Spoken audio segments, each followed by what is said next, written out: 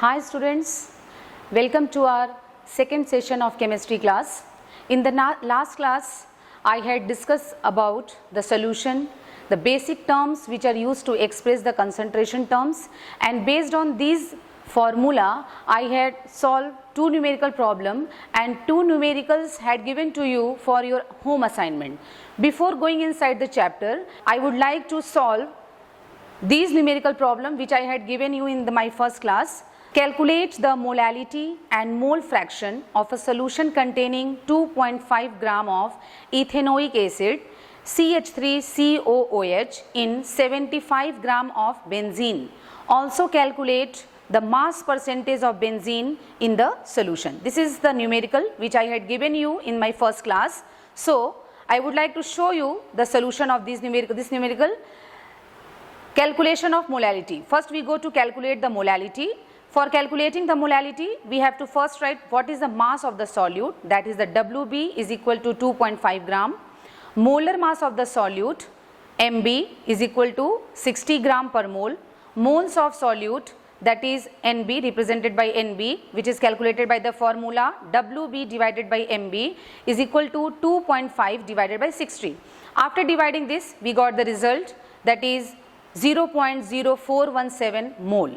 Now, what is the mass of the solvent? Mass of the solvent is given in the numerical, that is the 75 gram, and to calculate the molality we have to convert the gram into kg, so it is divided by 1000 and the result is 75 into 10 to the power minus 3, that is the mass of the solvent. Now we have to calculate the molality, which is represented by the symbol small m, and the formula is NB divided by WA in kg, that NB is the number of moles of the solute divided by mass of the solvent in kg, which I had already found this. The number of moles of solute is 0.417 mole divided by mass of the solvent in kg is 75 into 10 to the power minus 3. After solving this, we got the result, that is the 0.556 mole per kg. First we calculate the molality, then next is the calculation of mole fraction. The moles of the solute which I had got in first page, that is the 0.0417 mole. Mass of the solvent WA is equal to 75 gram.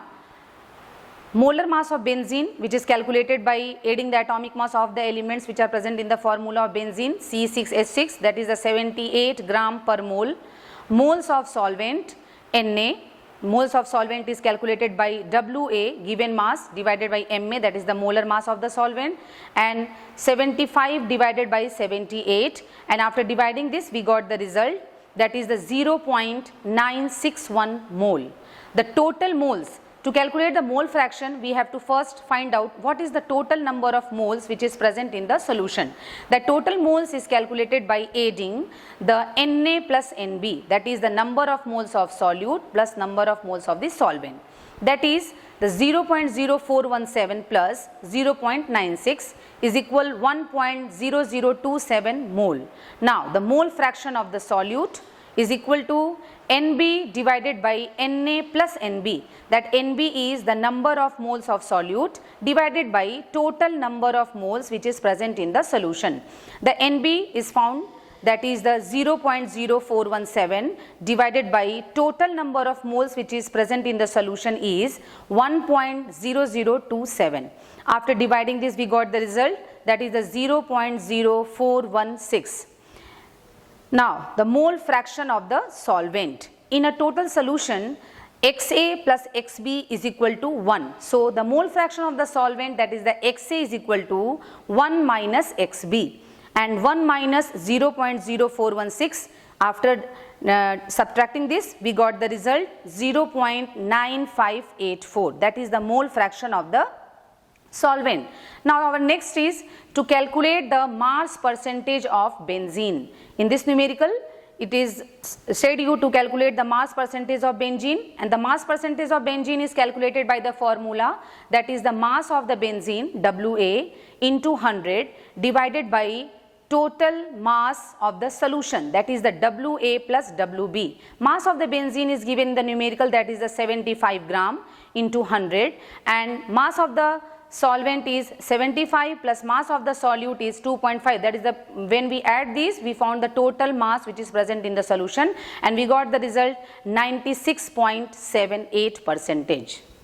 All of you have seen this solution, and you have cleared the idea how we solve the molality, mole fraction and mass percentage of different type of solute or solvent in a particular type of solution. Now our next numerical problem, which I had given you in my first class, the problem is calculate the mole fraction of benzene in solution containing 30% by mass of it in carbon tetrachloride. And the solution of this numerical is to calculate the mole fraction. Mass of the benzene, suppose in a solution the mass of the benzene is 30%, means 30 gram. Molar mass of benzene is, that is Mb is equal to 78 gram per mole.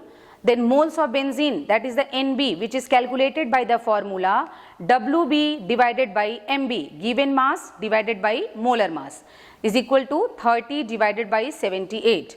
After solving this, we got the result 0.385 mole. The mass of carbon tetrachloride, here carbon tetrachloride is a solvent, so it is represented Wa, and the mass of carbon tetrachloride given in the numerical is 70 gram. Molar mass of carbon tetrachloride is calculated by adding all the atomic mass of the element which is present in the formula of carbon tetrachloride, that is 154 gram per mole. Moles of carbon tetrachloride, that is the Na, is equal to Wa divided by Ma, 70 divided by 154 gram per mole. After dividing this, we got the result, that is 0.454 mole. Now after calculating all these, now we come to next point to calculate the mole fraction of benzene. The mole fraction of benzene, that is the Xb, is calculated by the formula number of moles of benzene divided by total number of moles which is present in the solution. The number of moles of the benzene is 0.385 divided by total number of moles in the solution is 0.385 plus 0.454. After calculating this, we got 0.459, that is the mole fraction of benzene which is present in the solution. In a solution, as I had already told you, in a solution Xa plus Xb, total number of mole fraction of solute and solvent is equal to 1. So the mole fraction of carbon tetrachloride, that is the mole fraction of the solvent, is equal to 1 minus mole fraction of benzene, that is the solute, and is equal to 1 minus 0.459, which is equal to 0.541. This is the. Now students, after solving these two numerical problems which I had given you in my first class, now I am going inside the chapter, and for today the first topic is solubility. So what is solubility? How we can define the solubility of a solute in a particular type of solvent? We have generally heard that some of the substances dissolve in water, while other dissolve to some extent or do not dissolve at all. It means the solubility is generally expressed as the extent to which a substance dissolves in a specified amount of the solvent. That is the solubility. Okay students, now I am showing you some of the definition which clearly explain you what is the solubility of a solute in a particular type of solvent. The solubility is generally defined as the amount of solute that can be dissolved in 100 gram of the solvent at the given condition. The given condition means the given condition may be either the condition of temperature, pressure, etc. Or in other words, the solubility can also be defined as the solubility of a substance at a given temperature is the maximum quantity of solute in moles or gram that can be dissolved in solvent to form 1 liter of the solution. These two are the basic definition to explain the term solubility. After discussing about what is solubility, how we can define the solubility, dear students, next we come on the points that what is the unit of solubility. That is, the solubility may be defined as moles of the solute present per dm cube of the solution, or gram of the solute present per dm cube of the solution, or it may also be given in the term that how much gram of the solute is present in 100 gram of the solvent.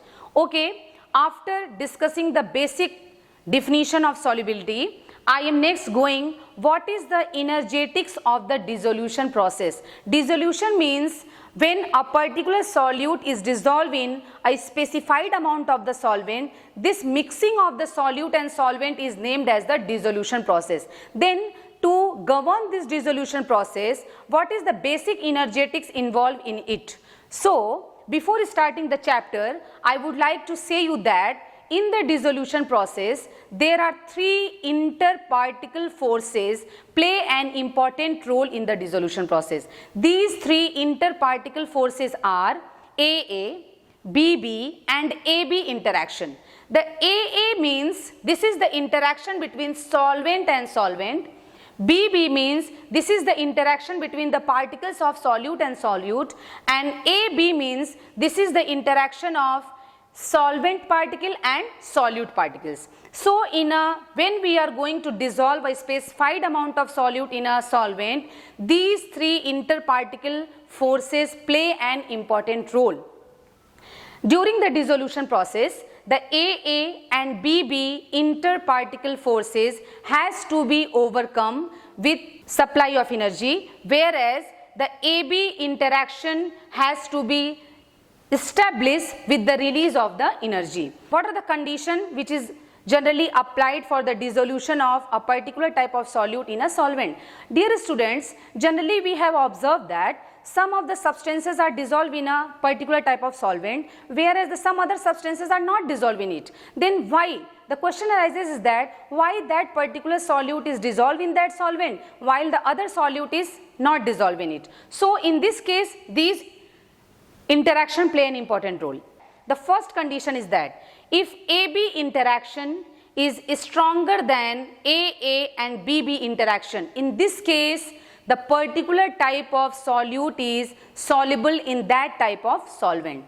Again, when AB interaction is stronger than AA and BB interaction, in this case that particular solute is soluble in that solvent. Then our next condition is when the interaction of AB is little weaker than AA and BB interaction. In this condition, energetically this dissolution process does not exist, but this dissolution process exists if the delta S value means the delta S has larger positive value. In this condition only the dissolution is possible. And the third condition is that when this AB interaction is very weak than AA and BB interaction, in this case the dissolution of that particular solute in the solvent does not exist. This is the overall about the energetics of the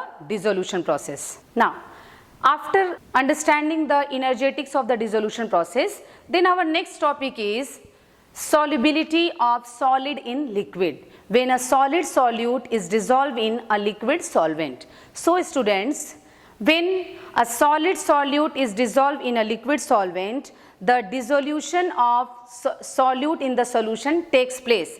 When a solid solute is dissolved in a liquid solvent, initially the concentration of the solution increases as more and more number of the solute particles are dissolved in the solution. But after some time it is found that when we add a solute in a solvent, then the solution, this results in the formation of solution. But after some time it is found that when we are adding the solute in the solvent, there is no dissolution takes place. It is generally observed that no much quantity of the solute is added in the solution. At this stage an equilibrium is established. An equilibrium is established, and this equilibrium generally show that at this state the concentration of the solute remains constant. The concentration of the solute remains constant. It means how this equilibrium established. Generally at this equilibrium state processes, two opposite processes takes place simultaneously with same speed, and these two processes are, first is the crystallization, and second one is the dissolution. Initially, when we are adding the solute in the solvent, it is found that some of the dissolved solute which is present in the solution collides with the solid solute which are added in the solution and separate out of the solution. This process is named as the crystallization. And what is dissolution? When we are adding the solute in the solvent, the solute completely dissolve in the solvent to form the solution. That process is named as the dissolution. So, at equilibrium, this crystallization means the amount of the solute undergoing the crystallization process is equal to the amount of the solute which is undergoing the dissolution process. So, students, now I have given you solubility of solid in liquid. When a solid solute is added to solvent, dissolution of solute occurs. The concentration of the solution gradually increases. The dissolved solute particles also collide with the solid solute, and some of them separate out of the solution and get deposited there. This process is called crystallization. Soon, a stage is reached when the two opposite processes, that is the dissolution and crystallization, occur at the same rate and a state of dynamic equilibrium is established, which is shown you the solid solute plus solvent, these two are in equilibrium with the solution. Okay, students? After that, a term comes, that is the saturated solution. What is saturated solution?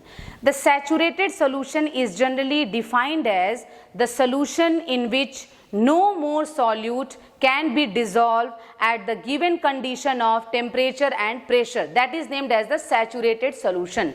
So, students, what is the basic definition of saturated solution? The basic definition is the solution in which no more solute can be dissolved at the given condition of temperature and pressure is called saturated solution. This is the basic definition of the saturated solution. After discussing the solubility of solid in liquid, now I am going to define you how we define the solubility of a solid in liquid. Solubility of a solid is generally expressed as the amount of solid that can be dissolved in 100 gram of the solvent at a given temperature. In fact, the solubility refers to the concentration of the solute in a saturated solution at the given condition of temperature and pressure. This is the basic definition to explain the solubility of a solid in liquid. Now, after discussing the solubility of solid in liquid, then our next topic is what is the cause of solubility of ionic solids in liquid, how these ionic solids are dissolved in the liquid solvent. In order to understand this concept, I would like to take one example, that is the solubility of ionic solid in water. Generally, when these ionic solids are dissolved in water, these ionic solids are dissociated in the form of positive and negative ions. When these positive and negative ions are get attracted by the opposite poles of the water dipole, in this case the dissolution of that ionic solid in water takes place. In case of ionic solids, generally their interaction is due to the inter-ionic interaction. The interaction is between the positive and negative ions.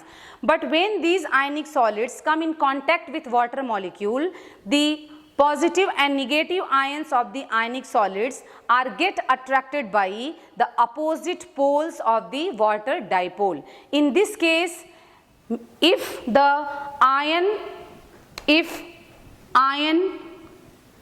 and dipole interaction is greater than ion interaction.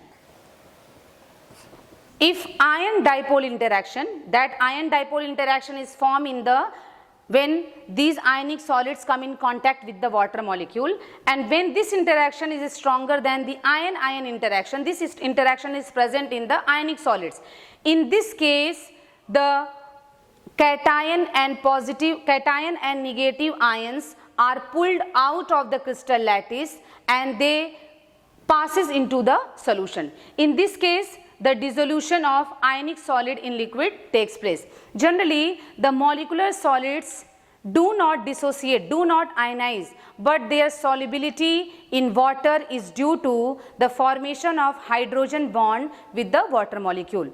Dear students, this ion dipole interaction and ion-ion interaction, when these ion positive and negative ions come in contact with the water dipole, the stage is formed that particular ions are named as the hydrated ion. When they come in contact with water, these ions are named as the hydrated ion, and the process is known as the hydration of ions. Okay, now our next thing is that what is the delta LH, what is delta hydration enthalpy and delta solution enthalpy. The delta LH is the change in the enthalpy when 1 mole of crystal lattice passes into the solution. And delta hydration enthalpy is the amount of energy released when 1 mole of ionic solid is dissolved in the water, means when 1 mole of ionic solid is hydrated.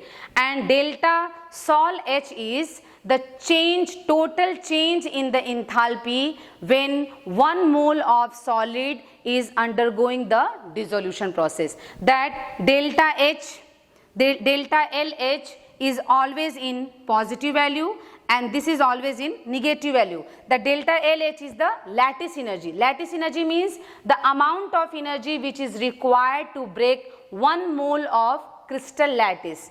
The delta hydration H is, that is the amount of energy released when 1 mole of solid is undergoing the hydration process. And delta sol H is the net change in the enthalpy when 1 mole of ionic solid is undergoing the dissolution process. Then what is the total net change in the enthalpy of when 1 mole of ionic solid is undergoing the dissolution. The net enthalpy change occurring during the dissolution of 1 mole of solid, that is the delta sol H, is equal to the lattice energy plus hydration enthalpy. There are 3 conditions which is responsible for the dissolution of a particular type of solute in the solvent. If the hydration enthalpy is greater than or equal to the lattice energy, in this case the dissolution occurs with delta sol H is less than 0. The net enthalpy change is less than 0. If hydration, the second condition is if the hydration enthalpy is marginally less than the lattice energy, then the dissolution takes place and the total enthalpy change is greater than 0. The third condition which is responsible for not dissolving the particular solute in the solvent is if the lattice energy is too large to be compensated by the hydration energy, then dissolution completely does not take place. From this picture, you have clear your concept how the ionic solids are dissolved in liquid. This is the picture of ionic solid, and this is the picture when ionic solid come in contact with the water, means when the ionic solids, means positive and negative ions of the ionic solids get attracted by the opposite poles of the water and they passes into the solution, means the hydration of ionic solid in liquid takes place. This is the ionic solid. In this the positive and negative ions are present, cations and negative ions are present. When the ion dipole interaction is greater than ion-ion interaction. Here in the case of ionic solid, the interaction is ion-ion interaction. There is interaction between the positive ion and negative ion, positive ion. This interaction is named as the ion-ion interaction. When these ionic solid come in contact with water dipole, the interaction become ion dipole interaction. That may be either cation dipole, that may be either anion dipole. In this case, when the ion dipole interaction is greater than ion-ion interaction, then cation and anions are get attracted by the opposite poles of the water dipole, and as a result of this, these ions are passes into the solution. When these ions are passes into the solution, they remain independent entity. They remain as an independent entity, but they are covered by, they are enveloped by the water dipoles. This is the picture from which you clear your idea. This is the positive ion and this is the negative pole of the water dipole. This is the O negative. These are the two H plus H plus. So this is the positive ion and it is attracted by the opposite poles of the water dipole, means these positive ion get surrounded by the water dipole. Their particular ions are named as the hydrated ions. Is named as the hydrated ions. And similarly, this is the negative ion and this negative ion get attracted by the positive pole of the water dipole. And the overall this process is named as the hydration of ionic solids. Okay students, now our next topic is what are the factors which are affecting the solubility of solid in liquid. Generally, there are so many factors which are affecting the solubility of solid in liquid, but in class 12 we are going to discuss the two factors, that are the nature of the solute and the temperature, because pressure does not show its effect on the solubility of solid in liquid, because solids are generally incompressible substances. Pressure only play an important role in the solubility of a gas in a liquid. So now we start. What are the factors which are affecting the solubility of a solid in a liquid? Factors affecting the solubility of solids. What are the factors affecting the solubility of solids in liquid? The first factor is nature of solute. The dissolution of solute in liquid can be summed up in a phrase like, dissolve like. What is meaning of like, dissolve like? Like, dissolve like means generally the substances, means the solid substances are classified into two types, that are the polar substances and non-polar substances.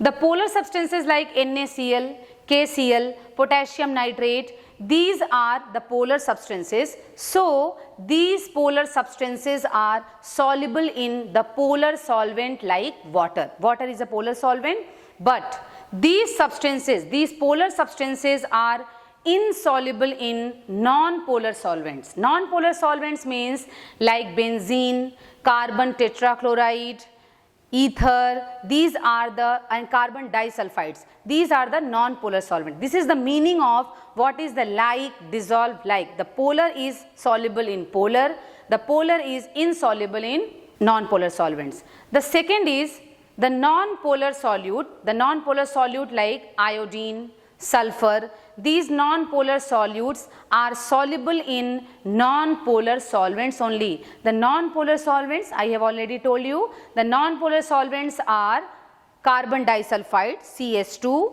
carbon tetrachloride CCl4, benzene. These are the non-polar solvent, but these non-polar solutes are insoluble in polar solvent like water.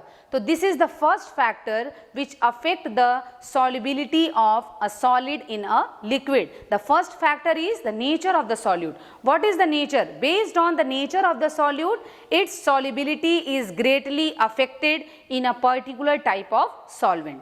Okay students, then our next factor is temperature. Temperature also play an important role in the solubility of a solid in liquid. The solubility may increase or decrease with rise in the temperature depending on the value of net change in the enthalpy of the dissolution process. The first point is, if the value of delta sol H is less than 0, it means the solution process is exothermic in the nature. And the second one is, if the value of delta sol H is greater than 0, it means if the solution process is endothermic in the nature. Temperature also play an important role in the dissolution of solid in liquid. This is the explanation which show the solubility of a solid in the solvent. When this solute is dissolved in the solvent, it results in the formation of solution and there is a equilibrium is established. The first condition, how the temperature affect the solubility of solid. If when a solute is dissolved in a solvent and the total change in the enthalpy during the dissolution process is less than 0, it means if the solubility of a solid in liquid is an exothermic in the nature, in this case when we increase the temperature, it means here some amount of energy is liberated.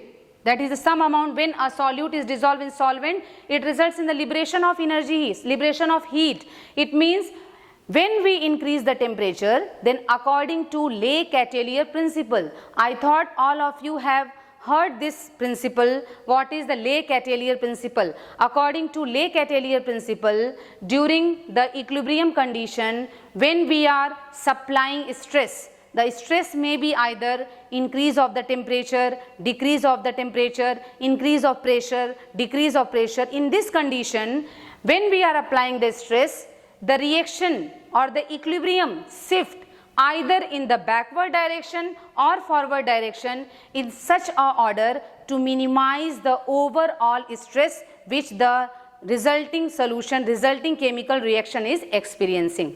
So, when the reaction is exothermic in the nature, in this case the reaction proceed in backward direction. The reaction proceed in that direction in which it utilize the increase of the temperature. The reaction proceed where the energy heat is consumed, that is in the backward direction.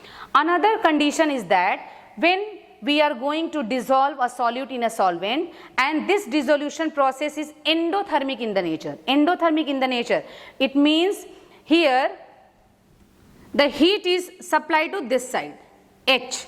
This heat is supplied to this side. Means for adding the solute in a solvent, we have to supply some heat. That particular reaction is named as the endothermic reaction. In this case, when we are increasing the temperature, then according to Le-Chatelier principle, the reaction proceed in that direction so that the stress is minimized, and here the stress is increase of the temperature. It means when we are increasing the temperature, the reaction proceed in the forward direction so as the overall increase in the temperature should be minimized. It means the solubility of solid solute in a liquid solvent gradually increases when we are increasing the temperature. Just reverse.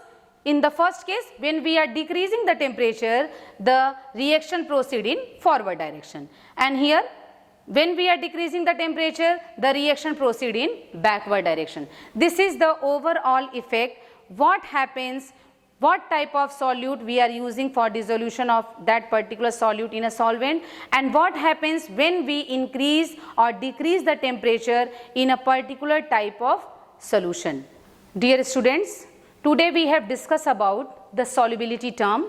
Solubility means solubility of solid in liquid, solubility of gas in liquid, and what are the different types of factors which are affecting the solubility of solid in liquid. Then I would like to request you, you have to first learn all the formulas which come in this chapter, because when you learn the formula, then you have develop your tendency to solve the numerical problems which comes in this chapter. Okay, thank you. Stay home, stay safe.